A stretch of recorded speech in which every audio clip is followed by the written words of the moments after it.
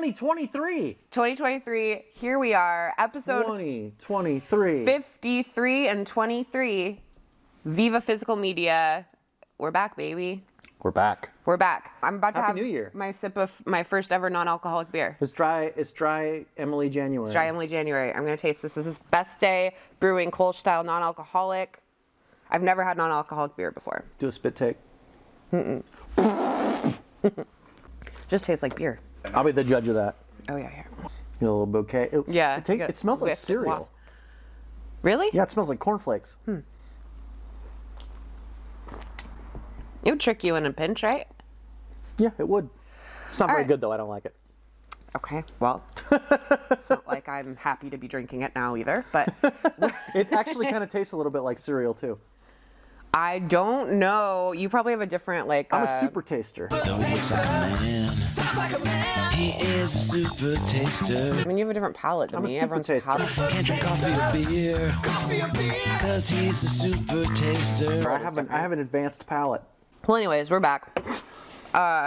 We took a little break. Now we're back. And it's episode 53.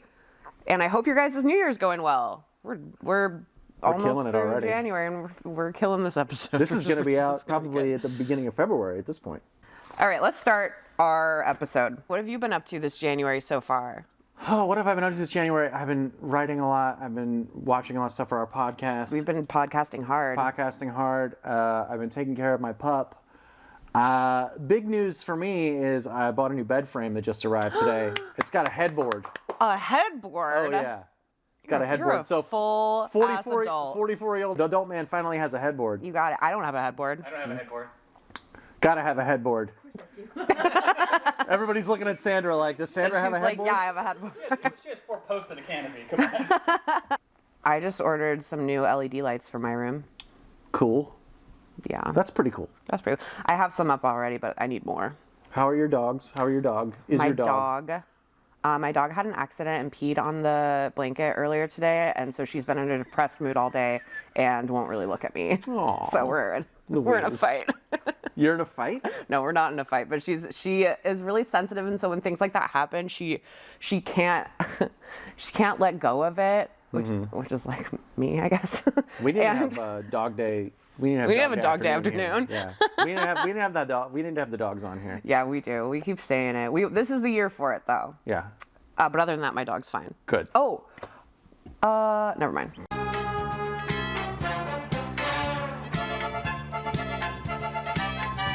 I think I see the content warning right over there. The following segment contains frank discussion of adult themes. Viewer discretion is advised.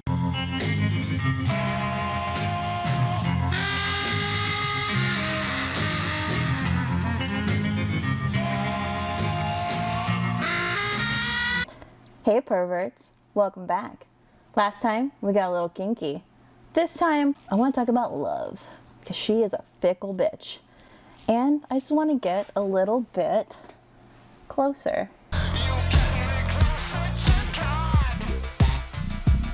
Not the Nine Inch Nails song. That is about fucking.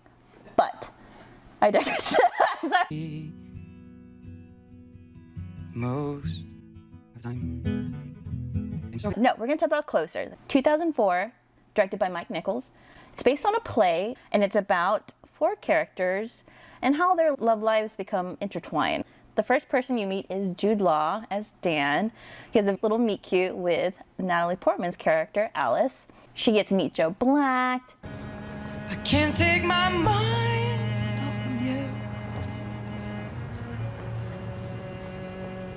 I can't take my mind off of you. Hello, stranger. I can't take my mind off of you. He takes her to the hospital, she's bleeding, normal romantic stuff. But they have great chemistry, they flirt all day, and it kind of ends with them about to kiss. And then it jumps to a little bit of time later where he meets Julia Roberts' character, Anna. She's a photographer, she's taking his photo because he has written a book about his girlfriend, Arliss. And there's something about Julia Roberts' character that Dan is very much attracted to. She's very cool, she's very confident, and they have this great chemistry, and they have a super hot kiss.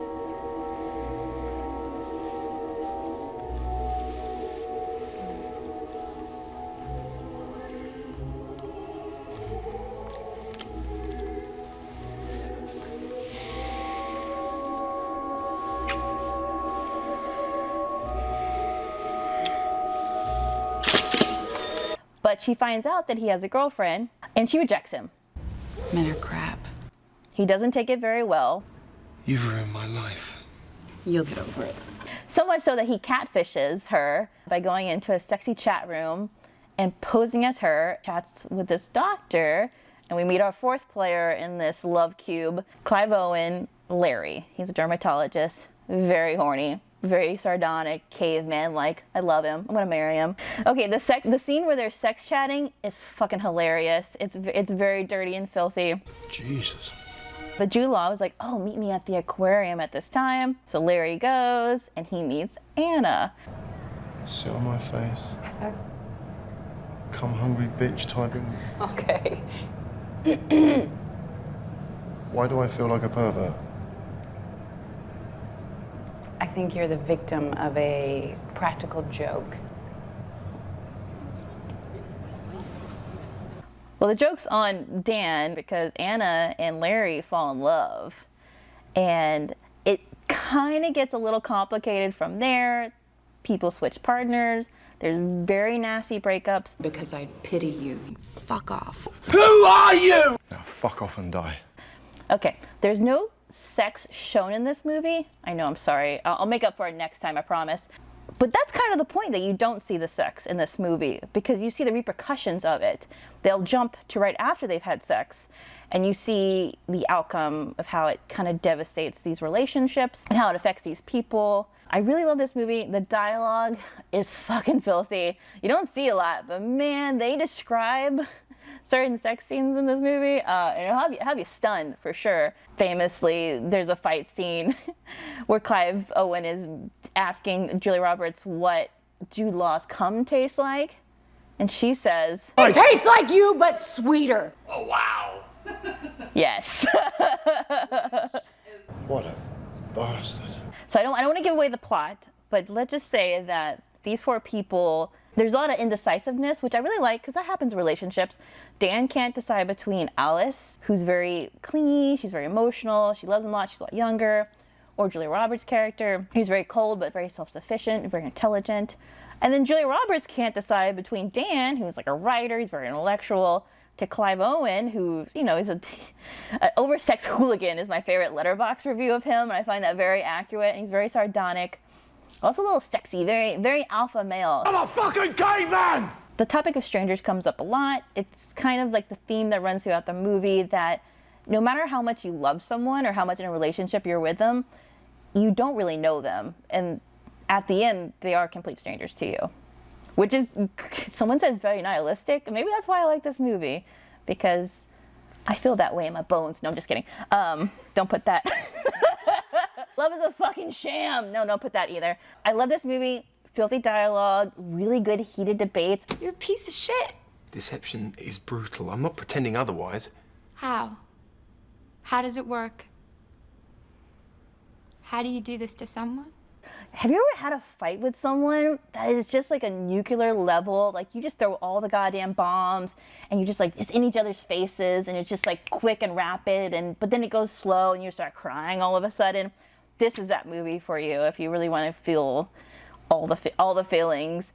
Say what you will about Natalie Portman's acting. She's a great crier in this movie, okay? She's also super hot. There's a really hot sex club scene where she's a stripper. I really want to buy a pink wig now. I need to remember to put that on my fucking Amazon wish list. Clive Owen goes to the strip club, and there's a really great scene where he's like, fucking take off all your clothes and touch your toes, and she does it, and you just zoom in on his eyes. She's staring into her asshole. It's cinema, baby. Lying's the most fun a girl can have without taking her clothes off. But it's better if you do.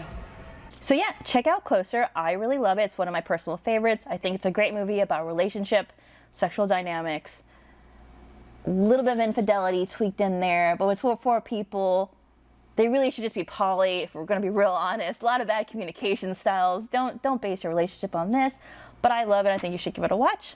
I give it 4 out of 4 crying Portmans. I amuse you, but I bore you. Next time, I promise you that my movie is going to be so filthy, dirty sex scenes. You're going to be like, I don't want to see another dick.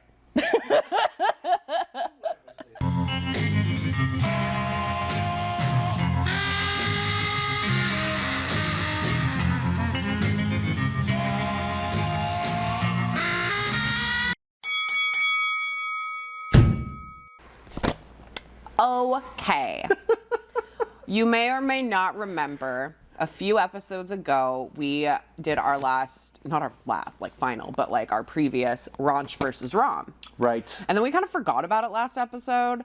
We didn't have time to watch new ones. No, but then we didn't remind people to vote, which we should have. But Correct. I think we were sipping the eggnog a little bit last I episode. was. And so we have tallied the votes. Mm-hmm.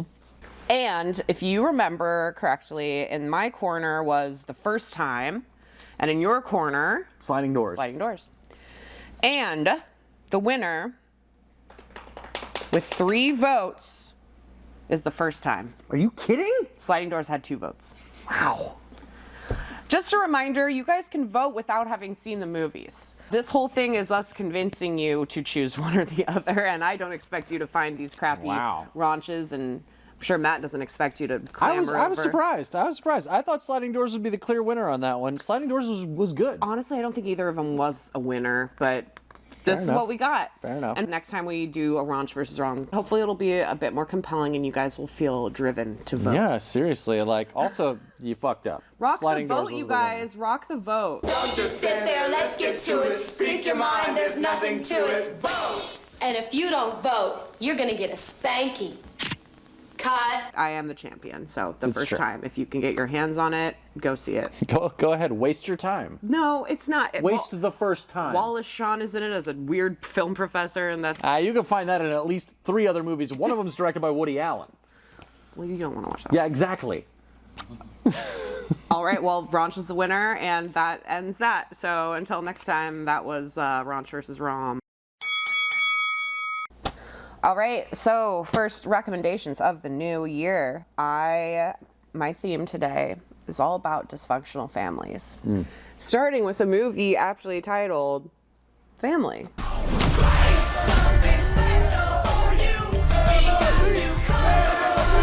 This is a super funny, really kind of quirky, offbeat comedy starring Taylor Schilling from Orange is the New Black, who I didn't really like before, and now I think I kind of like her. She is workaholic, alcoholic.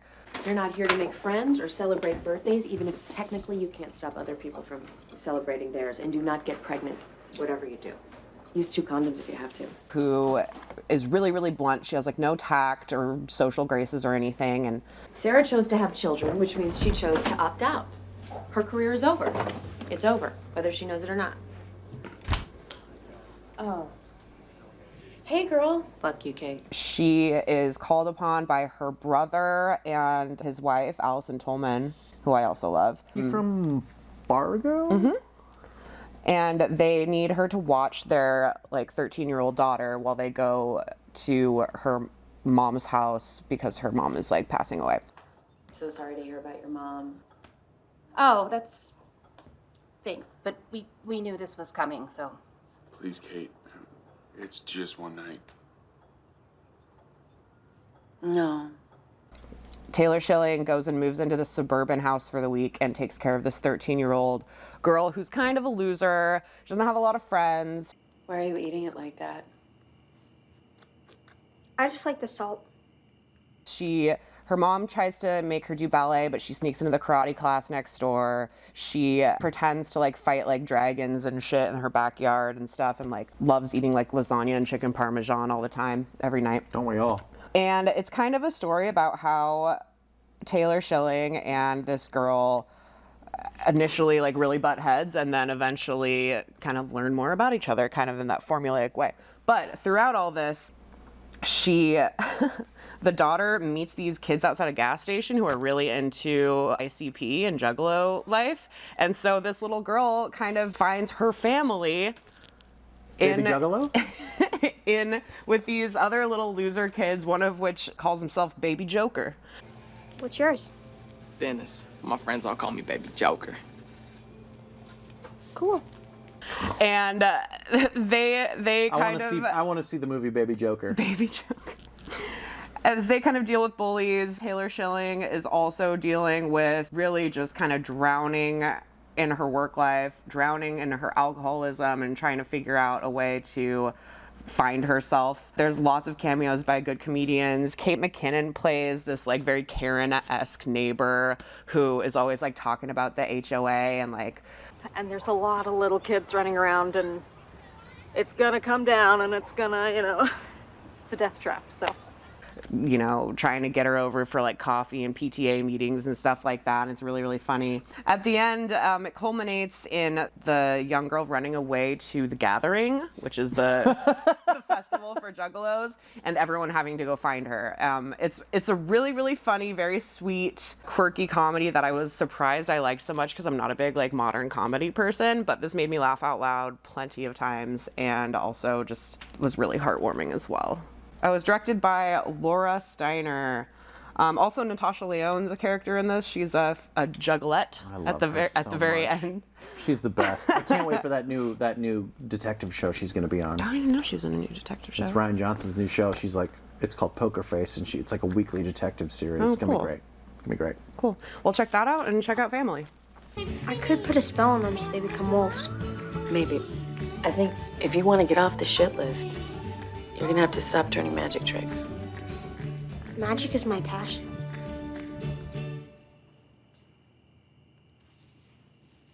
The movie that I'm going to talk about today is an old favorite of mine that I recently revisited, and I feel like it's appropriate for the season. It's a movie called Cold Weather. Yeah, it's a good one. And this was directed by a guy named Aaron Katz, who's made a few other movies that you may or may not have heard of. One that I really like is called Dance Party USA. And then he followed this film up with one that I absolutely love called Gemini, which I might actually Gemini's have to do great. in the next episode. That's really because good. I really just, watching this again, made me want to rewatch Gemini. Anyway, this is kind of a low-key, you know, they might have called this mumblecore. He definitely, back Dance in the Party day. USA was mumble. It's definitely from mumblecore. the mumblecore Yeah. seeds.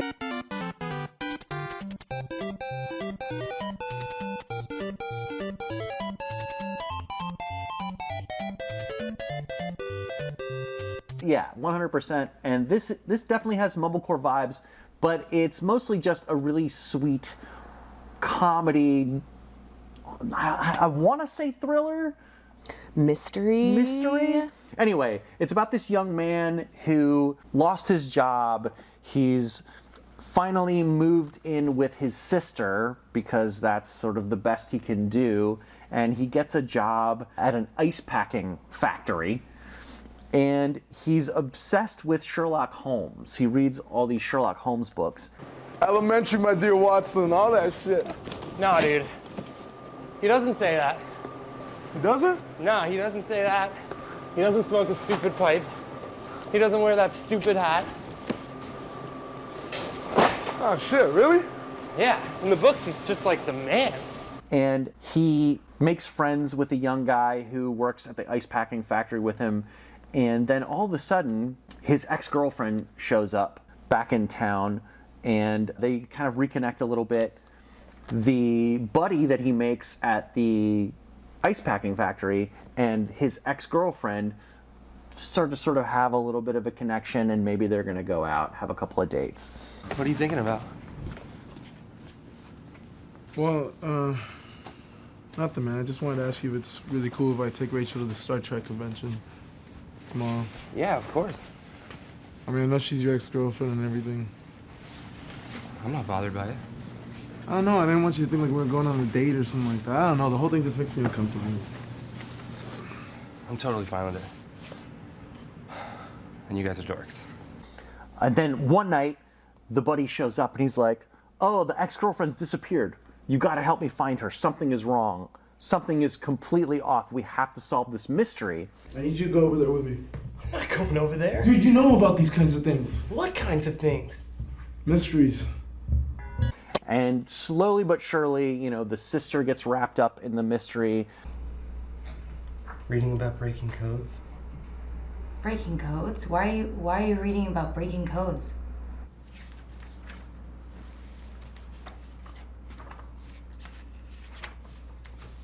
And everybody is working to figure out what's going on with the missing girl. I wish I could tell you that this was a thriller that had a real mystery at its core, but mostly it's just about these aimless people who have suddenly come to a purpose. and have figured out that they're like actually moving toward a common goal. It's also shot in Portland. Yeah, that's what I was gonna say. And it looks so good. And it's also not big Portland landmarks. It's all just it's like people's apartments. People's apartment buildings, restaurants. It's very, very low key, like the hidden Portland. The Portland of the people that live in that town and exist in that space. It's a really, really sweet movie, and it ends on a really odd note. It doesn't come to a real conclusion. The mystery, spoiler alert, kind of doesn't get solved. It's more just we finally found something that made us excited about ourselves and did something that made us feel fun and alive. It sounds depressing, sort of, and on the outskirts, but it's a really jaunty, funny, light film. There's no violence to speak of. It's very sweet, it's very funny. It has this really beautiful color palette, very low-key blue-gray, rainy Portland thing going on. I fell in love with this movie instantly. I wish Aaron Katz made more films. This guy should just be making like these low-key slacker mysteries for the rest of humanity. I love him. I wish he made more films. But you gotta check out Cold Weather. It's really, really underseen and really, really sweet and funny and cool.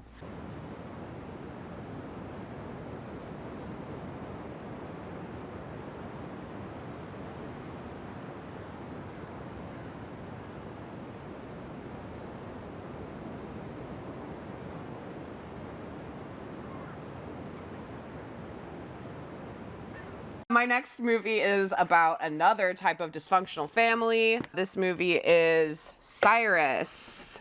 John? Written and directed by some family themselves. Jay and Mark Duplass. Love them. Nice friends of the store, by the way. Really? Mark Duplass, yeah. Mm-hmm.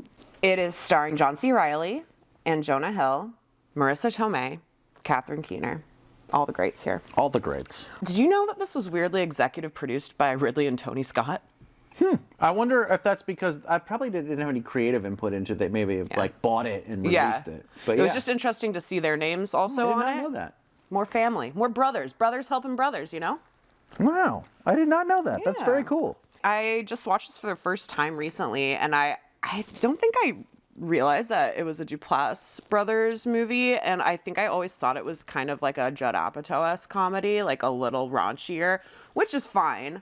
And I love John C. Reilly and Jonah Hill in those type of movies as well, but I was pleasantly surprised by the different tone of this because it's very, very sweet. It is really funny. There are funny moments, but it is just kind of a sweet indie dramedy. It's comedy, I guess you could call it a comedy. Basically, John C. Reilly is a single dude, kind of depressed.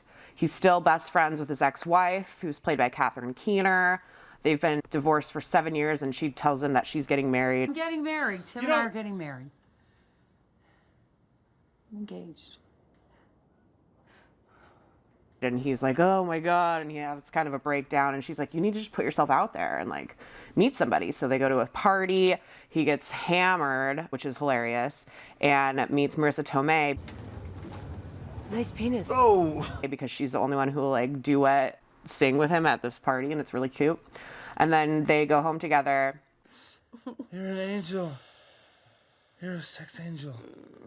To his house, and she keeps leaving. Every time they go home together, she keeps leaving in the middle of the night. Please. Are you married? Is that where you're going? I'm not married. What is it? Are you a secret agent? They have this really sweet, genuine connection and really good chemistry. The actors themselves have really great chemistry too. But it turns out that Marissa Tomei has an adult son that lives with her, who is played by Jonah Hill. But I'm a friend of hers. I'm sorry. I'm Cyrus. Cyrus, yeah. Her son. And he is a complete mama's boy, very peculiarly close with his mom. No, we leave the door open. Oh, I was just gonna take my pants off. But we just always leave the door open. Very, very dependent, and there's no room in the house for John C. Reilly. So he, although he's very, very civil and polite, you can see the psycho behind his eyes as he schemes to sabotage their relationship. Hi, sorry. I was in the neighborhood and Cyrus came out and let me in. I'm sorry. It's already time. Nothing super happens in this really besides Jonah Hill trying to stop his mom and John C. Reilly from like developing this connection, and John C. Reilly being like, I need to keep this going because it's the first time like I've felt alive in 7 years, basically. It kind of culminates at Catherine Keener's wedding, where Jonah Hill really kind of fucks things up by getting wasted and fighting John C. Reilly in a really funny scene. What I did enjoy about this is when Marissa Tomei kind of turns on John C. Reilly being like, oh, you hit him. Oh my gosh, he's my son. Instead of kind of backing down, John C. Reilly is like, you need to open your fucking eyes. Like he stands up for himself and he never kind of loses sight of it being an issue. And then eventually it all comes together. Cyrus, which is the name of Jonah Hill's character, realizes that his mom's not going to be happy without being in love with somebody, and he's not going to be happy if his mom's not happy, and so it kind of all works itself out. But it's a really, really sweet, kind of similar to the movie I just talked about, Family, kind of like an offbeat indie comedy that I think was a little overlooked. I don't know. I don't remember people really loving this when it came out, but I think a lot of it has to do maybe with the marketing or maybe with how shitty of a cover this is. Like, you're not going to think this is like a sweet, cool indie movie, but I think it's definitely worth watching. Jonah Hill and John C. Reilly, the whole cast actually has really, really great, strong performances in this, and it's one of the Duplass brothers' first-ish movies, I think 4 years after their debut, so check out Cyrus. Well, we're kind of like having a conversation here, Oh. so Oh, I'm gonna have some conversations too here eventually. My second pick is this film, The Man Who Came to Dinner. It's based on a play, pretty famous play, and the main character is played by the actor who made the role famous on the stage, Monty Woolley. And this is about a sort of a famous critic, a radio personality writer, whose name is Sheridan Whiteside. Stand back, please. Don't come too close. I have several contagious diseases. And he is going on a tour, and he is supposed to stop in this little town in Ohio to give like a lecture or like a book signing or something like that. And he is going to stay in the home of this like local, these like highfalutin local couple. And he slips on the ice outside their house and breaks his hip.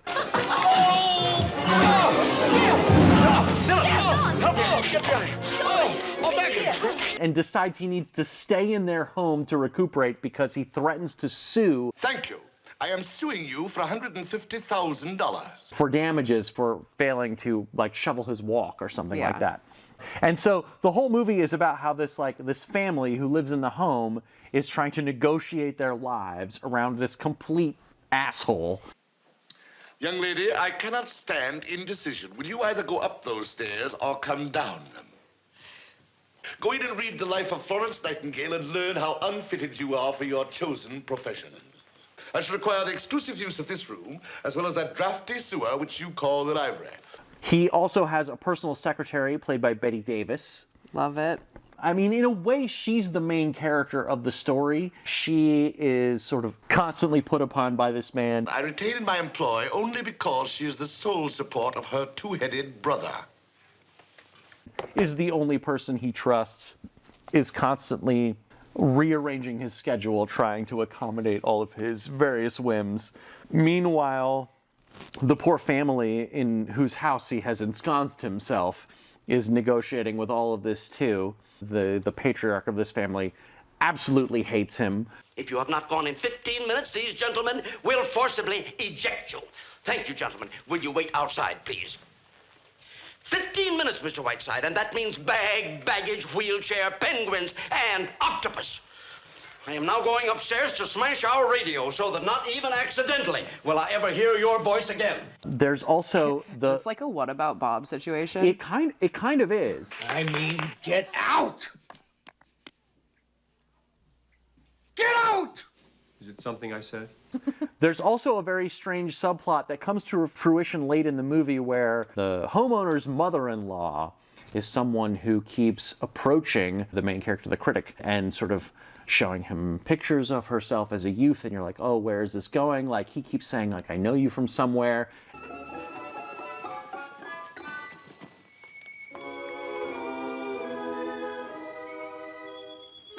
And what, may I ask, was that? That was Mr. Stanley's sister Harriet. I've talked to her a few times. She's quite strange. Strange? She's right out of the Hound of the Baskervilles. You know, I've seen that face before somewhere. It all comes out at the end in a very, very bizarre plot twist that is kind of unpleasant in a weird way. And I should warn you that there are elements of this that are really strangely dated. There's a whole sequence involving the main character inviting all of these Chinese diplomats to the home, and they use, like, you know, gong sound effects and the tinkly music and stuff.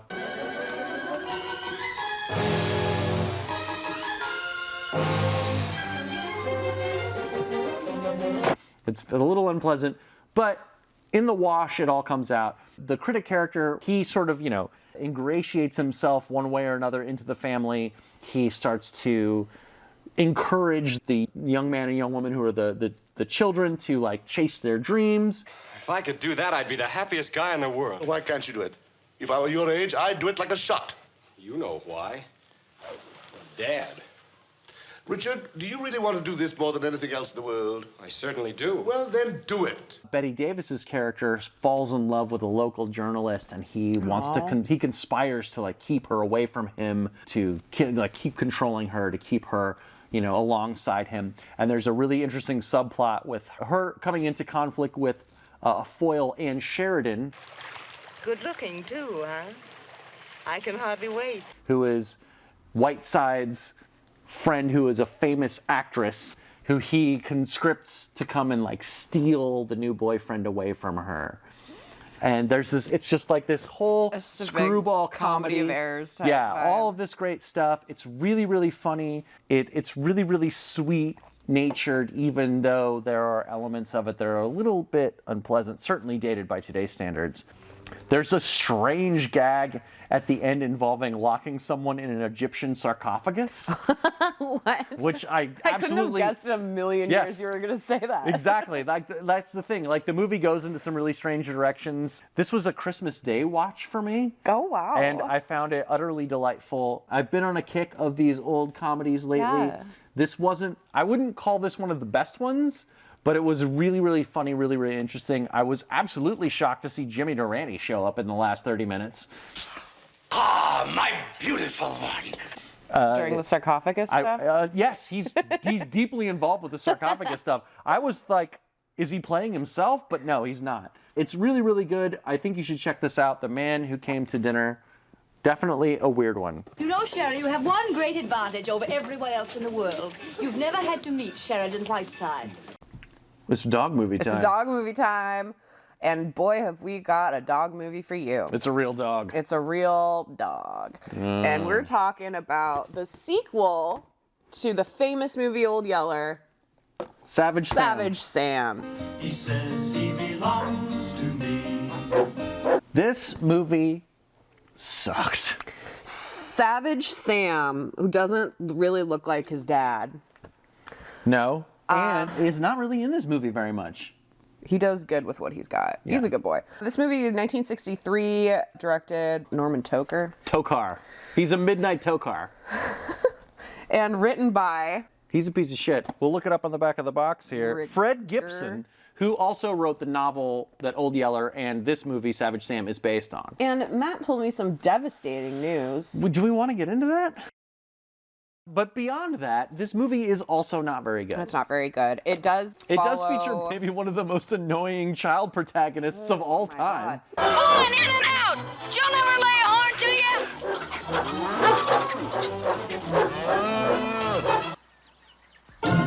Listen to him squall when I poke him!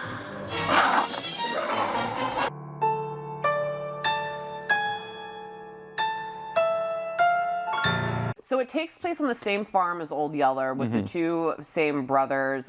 Travis and Arliss. And the older brother is the same as in Old Yeller, I think. I believe so. But the younger brother, they replaced with someone older, but they still tried to play him young. And so the result is this really fucking annoying kid with an ever-changing cracking voice. Yes, he's constantly like I don't even know. His voice is constantly cracking. But Travis, you quit taking sides!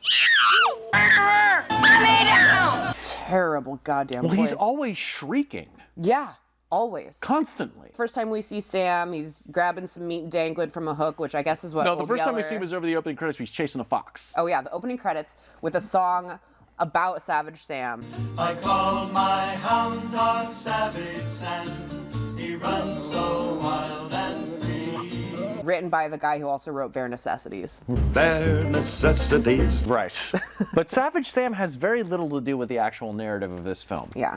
It's about a family. Well, it's about these two young boys, older brother Travis, younger brother Arliss. They're on the farm. Mom is off the ranch. Why don't you cook something different once in a while than bacon and mush, like Mama does? Because I'm not Mama, that's why. Mom and Dad are both off the ranch Mom and because Dad, Grandma... because Grandma needs surgery. Yeah.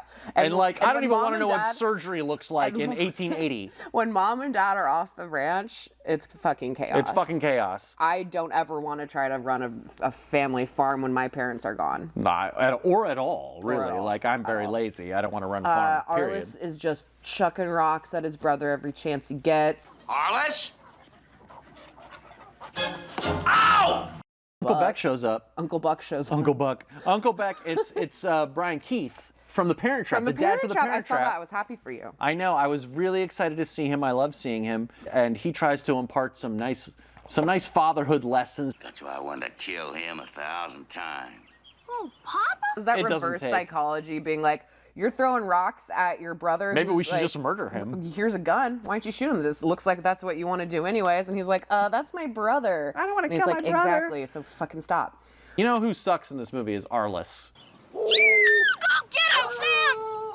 Man, oh man, ain't he making that old cat get high behind? Arliss, that little shit. And I'm a fan of Arliss, the HBO program. I'll always be there for him, and not just through the good times, through the bad, too. Michael Irvin on line 4? I'm not here. But I'm not a fan of Arliss, the child in this film. So Uncle Buck is trying to straighten things out, give them a little guidance, and then bumbling neighbor comes along. Yes. Bumbling with the neighbor. only girl in the county. With the only is his girl daughter. in the county, who I guess is supposed to be a more grown-up version of the girl in Old Yeller. I don't know, you guys, because I'm not going to watch Old Yeller. Old Yeller's good. That's fine, but I don't think I need to put myself through No, that. you don't. And she loves Travis. Travis likes her, and it's all like cutesy or whatever. My mama and papa were even younger when they got married. Is that so? But then the stupid neighbor is like, you know what? There's a bunch of natives, but he doesn't say that word. There's allegedly a gang of Apaches that are being commanded by one Comanche Native American. The discussion of Native people in this movie is very bad. Duration, boy. Don't you know no better than that? Letting a helpless young'un run footloose through them hills just swarming with savages? Why, them red devils are liable to haul up and scalp that boy at any minute. Eat that dog, too, if you ain't watching. Yeah, it's very It's very bad. Very terrible. And they use a couple of slurs multiple times, and they're just the most stereotypical depictions of Native American people that you can imagine. They're like, oh, they're gonna come kidnap, scalp, whatever. And so Arliss at this point has taken off after Savage Sam because Savage Sam has taken off after a bobcat. And now everyone's like, well, go get Arliss back because apparently a bunch of, this tribe's gonna come in and, like, fuck everyone up or whatever. Yes. Because that's what apparently they do. Yeah. So the whole gang tries to go find Arliss. They find him in a little, like, cavern, just endlessly cheering on Sam to Kill murder this bobcat. This little kid is a holy terror. He's a piece of shit. Yeah, he fucking sucks. They get him out. They all get kidnapped. Yes, Travis, Arliss, and the blonde girl get kidnapped by the Native Americans. And man, it can't be overstated how generically and offensively portrayed these Native Americans are. It's disgusting. Yeah, everything you think. This movie is extremely racist. Yeah. It's also really sexist too. I mean, to say the least. Very much so. It's bad. There's I feel only like one Disney woman in it. had taken more strides before this, so it And feels this like is- a very back. this is after The Parent Trap. It made me mad. Yeah, rightfully so. They knock out Sam, and the kids think Sam's dead. So basically, what we get is this journey. This is a of really these generic kids. Western. Arliss is just fighting them all the way.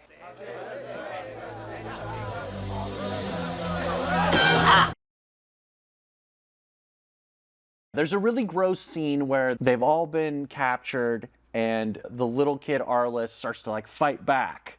And then the people that have captured them are they start doing stuff to the little kid, like marking him and Yeah. painting on him. And the blonde girl is like, what are they gonna do to him? And They admire his spirit. Go make an Indian out of him. fuck off, it's disgusting. And then they're gonna turn, make her into one of their Yes.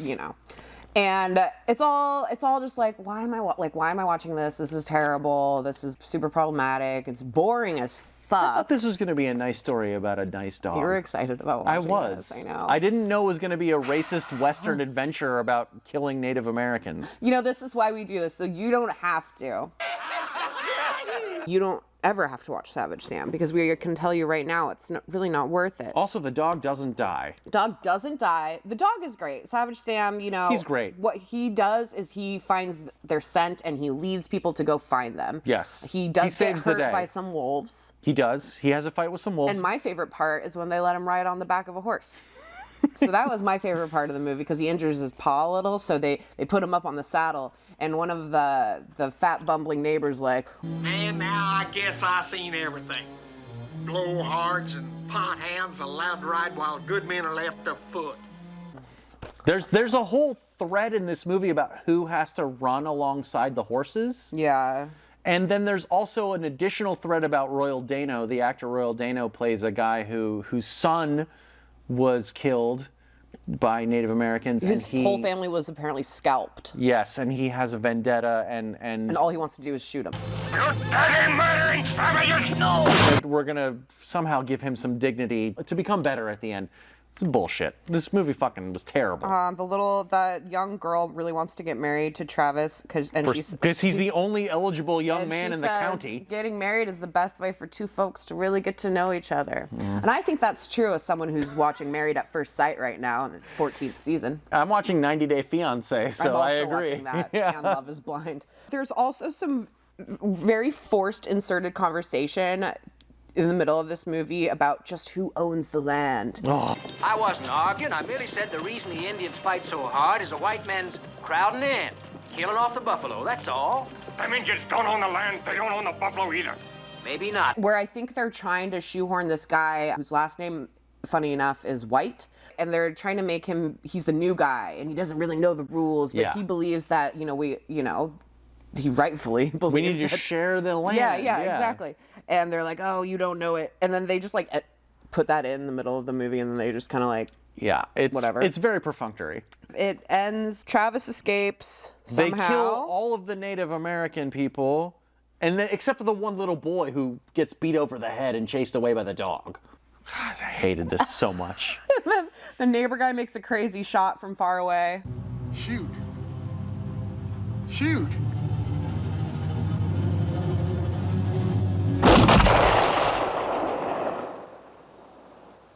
You did it. You did it. Yes, and passes out. And then passes out because of how great the shot was, which I thought was kind of Because funny. Slim Pickens helps him. Slim Pickens is in it too. Yeah. And then as soon as he wakes up, he tells his daughter to make him food. Papa, are you all right? Might feverish. Tell you what, honey. Why don't you start up a fire and cook your pop up some hot grub? Even though she was just kidnapped. And there's that extended coda where they've solved the basic conflict of the story, but now all of the white people need to come together and go well, we'll go home and cook dinner and then we'll be friends again and all this stuff. And Travis says that he's going to cook dinner, but then the girl's like, No, Travis. Cooking is woman's work. Ugh. This was made in 1963.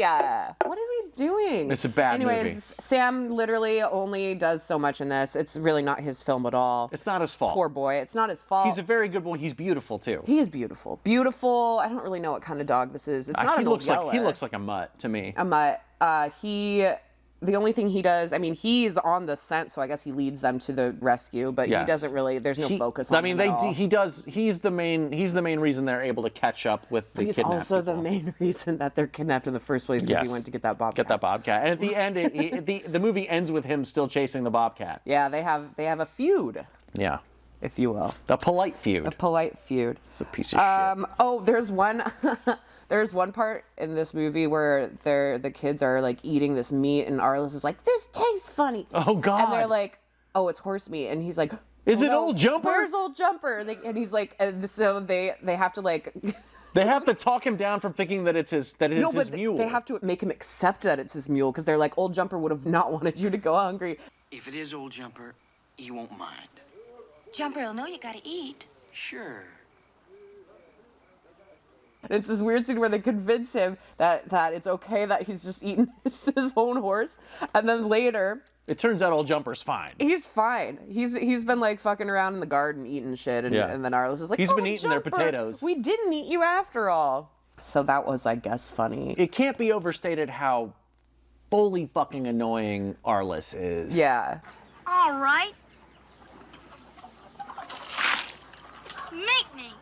And he's He's a supposed to piece be of like, shit. you're supposed to like this kid. He's supposed to be like kind of the hero. If he was actually 6 years old or something. Or had a thought in his head. Yeah, but I'm saying the way they played him so young, or they wrote him so young, but the actor was not. Right, he It's seems not too cute. dumb. It's like, you're not cute, you're not being cute. Right. You didn't really want me to kill my brother, did you? There's also, do we talk about how they talk? How they talk. There's so many weird lines, so much vernacular in this, it doesn't make any so sense. weird. He didn't even know how to turpentine a cat. What the fuck does that mean? So if you were like, what about the sequel to Old Yeller? Just don't. Don't. There's a reason It's you didn't. not- and it's not- There's a reason you didn't know there was a sequel to Old Yeller. And they do mention Old Yeller one time. They're like, remember when Old Yeller chased Old Jumper that one time? And they're like, yeah, as they're like eating Old Jumper. Right. Or eating Old Jumper. And that's it. They never mention it again. Because honestly, like, why would they? That was Garbage. really traumatic what they had to do to Old Yeller. I hated this movie a lot. It was pretty bad. But I am glad. You know, you always have to be glad for the experience of watching it. And we got it out of the way. Got it And out now of the no way. one else has to ever deal with this movie ever again. You don't have to watch it. How many paws? I give it one paw. I give it one paw too. Fuck Savage Sam. But the dog was fine. The dog was great, Movie but the movie is a piece of shit. But you know what movie is probably also going to be a piece of shit, but I'm really excited about? What's our next dog movie, Our dude? next dog movie is 2006, a Wes Craven production, The Breed. Hell yeah. Dude, this is like, covers all shiny. Look at this evil wolf with his fangs bared and his tongue out. Taryn Manning, Michelle Rodriguez. This is how I approach every girl I want to ask out. I'm excited. I've been like in the mood for some like early 2000s, mid 2000s, just like mean, ugly ass horror movies. I just watched See No Evil with Kane. Ooh. It's so bad. Directed by Gregory Dark, who used to make a lot of pornography. There's a scene where he shoves like one of those Nokia brick phones down a girl's throat, and I was like, this is what I came here for. So I'm really excited to see what happens with The Breed. I think this is going to be a good one. I think it'll be a nice turn from Savage Sam, for sure. And there was much rejoicing. So you may have noticed we're sitting in front of new stuff, not a Christmas section anymore. This is our Best of 2022 section. It's all of our staff's picks for the best physical releases of 2022. We have our top 5 collectively as staff, which flash up on the screen. And then everyone here has their own picks. And you know most of me and Matt's because we talked about them on the last episode. But if you're in the area, be sure to stop by Scarecrow and walk around and check out this section because there is a ton of cool stuff. And this is also a really fun time to rent this shit because usually it's in the new releases and you only get 2 days. If you rent from the section, you get it for a week. Yeah. I also want to thank you guys We had our end of the year fundraiser, and we met that goal. We exceeded. We hit our stretch goal too, so it yeah, means no late fees in January. Which, I mean, you probably by the time like this will one day air, left January before. will be over. So. But we really appreciate all your support ongoing. That's why we're here, and that's why we're doing all this. Absolutely. Stuff. So, please follow us on Twitter. Hit the subscribe button. We have I think we only need 40 more people to hit 1,000 subscribers on YouTube. So tell your friends and fam to do that. Comment below. Just say what's up. Email us, viva@scarecrow.com. And come into the store. Find both of us. Check out the letter. There's all the links below. You guys know all the stuff. We should do a link tree. Do you want to do that? You want to set that up? No, I want you to do that. No, me. Okay. Maybe we'll set up a link tree. And I think that's about it, right? Yeah. Happy New Year. Viva Physical Media. Viva Physical Media. Goodbye.